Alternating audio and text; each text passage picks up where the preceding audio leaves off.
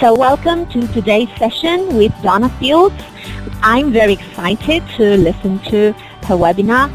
And now is the time to say hello to Donna. Donna Fields is a collaborator with Oxford University Press and a professor at the Universidad Internacional Valenciana. And she specializes in giving magisterial classes both online and face-to-face. Now, probably you all do it or you're all thinking about it. What I'm going to help you do today is use some scaffolding techniques. Now, what does scaffolding mean? Scaffolding is a term that sometimes is a bit confusing. I like to say that scaffolding is giving a helping hand to our students, or even I like to say we're anticipating problem areas. And that might help you understand the term a little better. So slide 3 is I was talking about your students feeling stressed, and we don't want them to feel stressed. We want them to feel relaxed in class, and when you're relaxed and happy, you learn more. So now we'll go to slide 4, and this is where I was saying that students get very anxious and we don't even realize it. Sometimes they don't realize how anxious they are because they're so used to feeling anxious, and we need to help them jump from one place to another. In slide 5, what I was talking about was building bridges from one place to another, where they are and where we want them to go. But it's our responsibility to help them get there. And then you'll see below is this slide. As I like this image a lot. This is what we do in our classrooms. We are helping our students raise their level. I met a robot at a ballet once, and I asked him what he was doing there. He said he loved dance, that it made him feel so much inside his metal heart.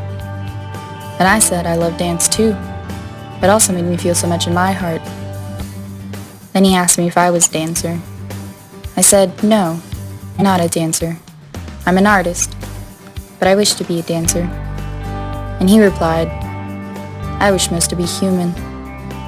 I said, I suppose I wish to be human too. He said, really? And I asked, why are you surprised? He said, because you're stopping yourself. What do you mean? By what you do?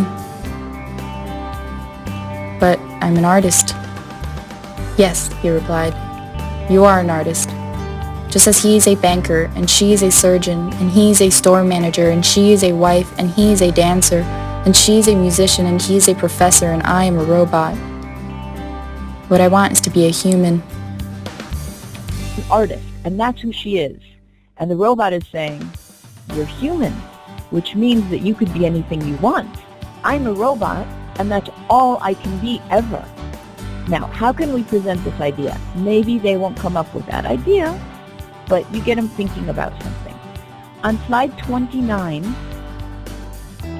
first I give my students some questions to ponder in their groups. What is it to be human? What is the difference between robots and humans? Now, if it's a very beginning level, this is going to be frustrating. But if you have a B1, B2, and higher, they have some very interesting discussions. I've heard some students speak very well, maybe not grammatically perfectly, but very well about these questions. If robots had feelings, would they be human? In other words, is that what a human is? How do you see yourself? Who are you? If someone asked you to describe yourself, what would you say?